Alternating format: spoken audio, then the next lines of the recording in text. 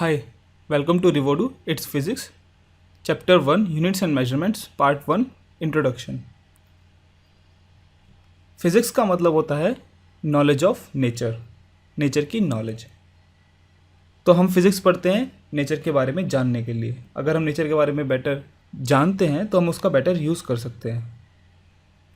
For example, अगर हमें steam की नॉलेज नहीं होती, हमें हीट एनर्जी की नॉलेज नहीं होती, तो हम शायद इतने पावरफुल और एफिशिएंट स्टीम इंजन्स नहीं बना पाते जिसने पूरे इंडस्ट्रियल रेवोल्यूशन की नींव रखी।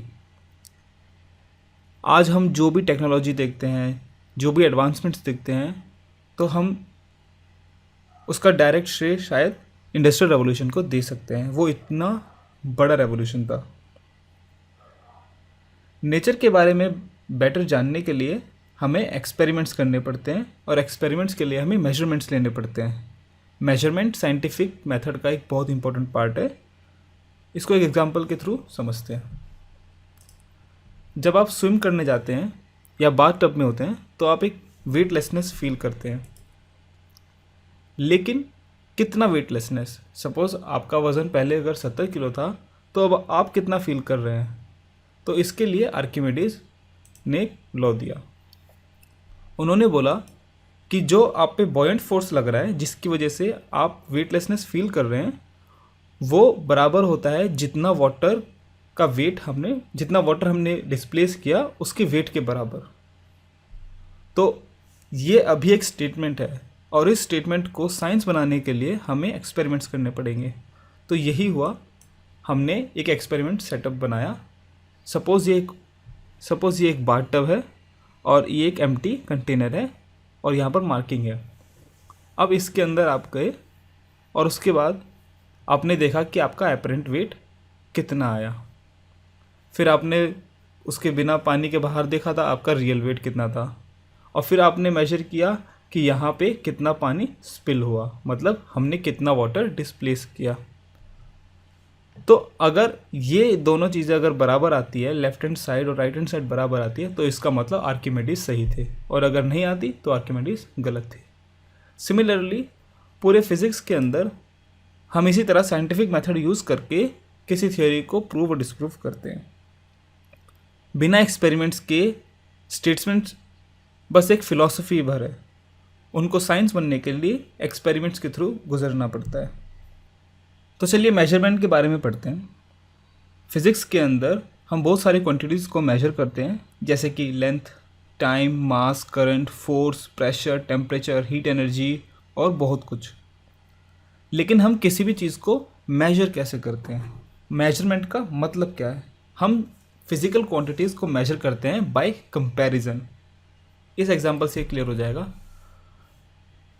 सपोज़ आप एंशिएंट इजिप्ट में किंगडम के एक मिनिस्टर हैं और फ़ैरो जो आपका किंग है, उन्होंने आपको एक काम दिया, एक टास्क दिया। उन्होंने कहा कि कहीं पर एक लैंड है, सपोज़ ये लैंड है, और इसको आपको 3 फैमिलीज़ में डिवाइड करना है, 3 फैमिलीज़ में, और इक्वली ऑब्वियसली। तो आप कैसे डिवाइड करेंगे इस पीस ऑफ लैंड को? आपके पास ना तो स्केल या रूलर है, ना आपके पास मेजरिंग टेप है, कोई भी मॉडर्न टेक्नोलॉजी नहीं है। तो आप कैसे इस लैंड को 3 फैमिलीज़ में बांटोगे? तो आप कहोगे कि पहले हमें इसका एरिया निकालना पड़ेगा और उस एरिया को 3 में डिवाइड कर देंगे। लेकिन एरिया निकालने के लिए हमें ये लेंथ पता होनी चाहिए और ये लेंथ पता होनी चाहिए, लेकिन आपके पास नापने के लिए कुछ है ही नहीं। तो आप क्या करोगे?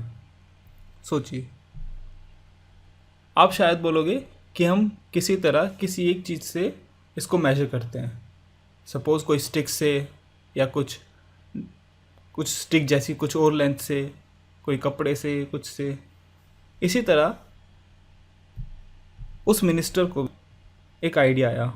उन्होंने सोचा कि मैं अपने हाथ की लेंथ से मेजर करता हूँ। सपोज़ ये उनका हाथ है। उन्होंने कहा कि मैं अपने इस कोनी से लेके और इस उंगली के एंड तक, जो सबसे बड़ी उंगली है, उससे मैं इसको कंपेयर करूँगा। इसे उसने नाम दिया क्यूबिट। तो ये 1 क्यूबिट है। तो उन्होंने कहा कि मुझे कितने बार अपने हाथ ऐसे रख कर नापने पड़ेंगे कि ये इसके बराबर आ जाए। तो कितने हाथ इस लेंथ के बराबर है, तो ये मेजरमेंट हो गया। कंपेयर कर रहे हैं हाथ की लेंथ को उस फील्ड की लेंथ के साथ। तो सपोज़ हमें 30 बार ये ऐसे क्यूबिट्स लगाने पड़ेंगे एक के बाद एक, और सिमिलरली सपोज़ ये 20 आता है। अब आपका सारा टास्क आसान हो गया। अगर हम इसे 10-10 के 3 भागों में बांट दें और ये 20 कॉमन है तो 3 पार्ट हो गए।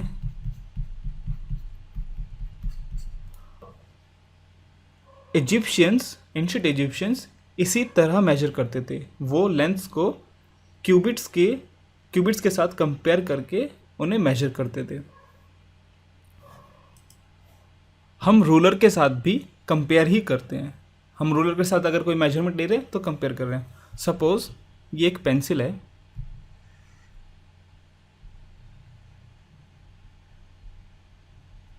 और मैं बोलता हूँ आप इसकी लेंथ मेजर करिए, तो आप बड़े आसानी से कर सकते हैं।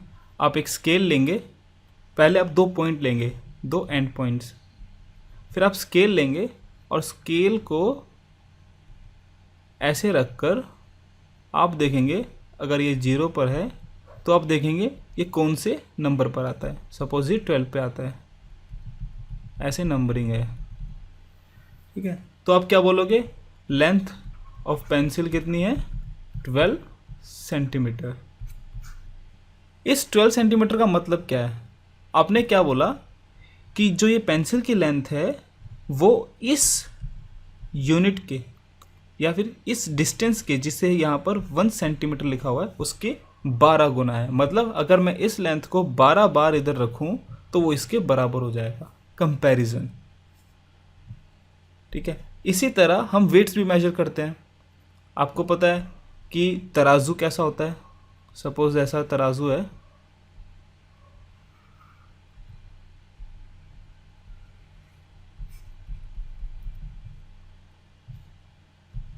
सपोज ये तराजू है एक,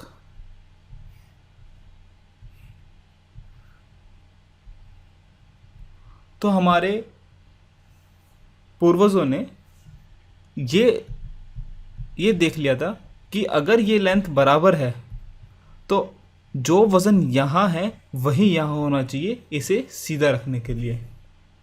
तो बहुत अच्छा डिवाइस है। अगर आपके पास सपोज़ आपको एक तरबूज, आपको एक बड़ा तरबूज आपको देखना है, मेजर करना है कि इसका वेट कितना है, तो आप बोलोगे कि इधर संतरे रखो, तो आपने इधर संतरे रखे, और आप बोलोगे कि वेट ऑफ तरबूज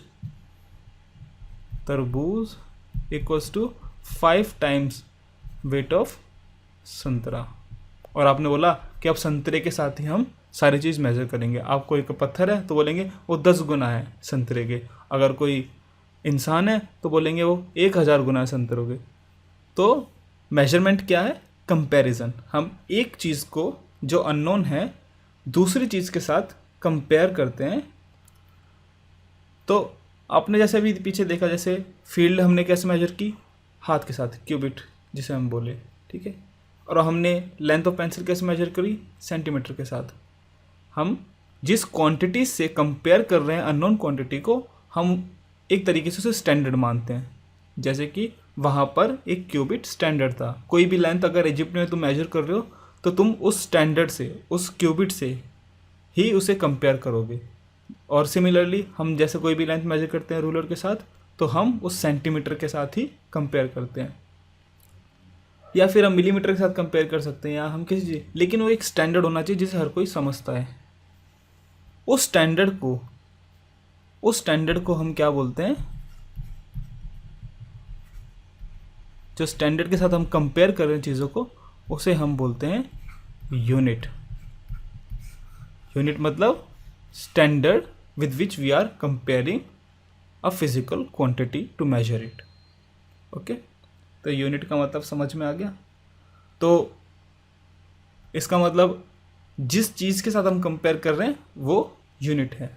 तो अगर जब हम वेट मेजर करते हैं किसी चीज़ का, यहाँ पर जैसे हमने संतरों को स्टैंडर्ड बोला था, और हर चीज़ हम संतरों के साथ कंपेयर करके उसका वेट निकाल रहे थे। जैसे हमने बोला इंसान का वज़न 500 संतरे हैं, एक तरबूज का वज़न 7 संतरे हैं।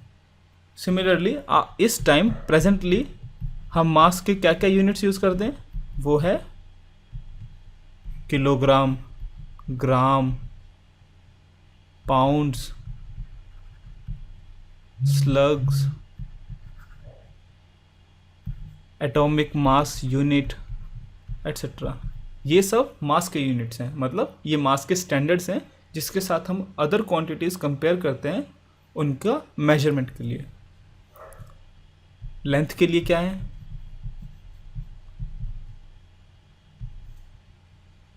किलोमीटर है, मीटर है, माइल है, यार्ड्स है, और इंच है, फुट है,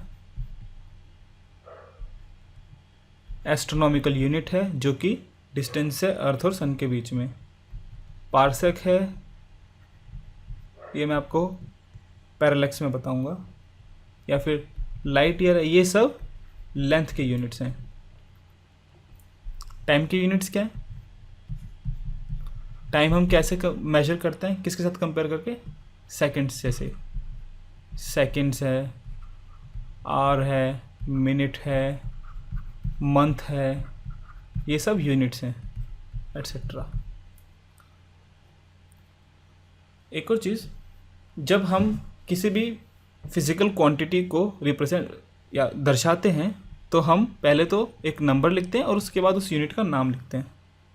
मतलब अगर मैं बोलूँ आपका वज़न कितना है, आप बोलोगे 60, तो ये इनकम्प्लीट आंसर है, आपको बोलना चाहिए 60 kg।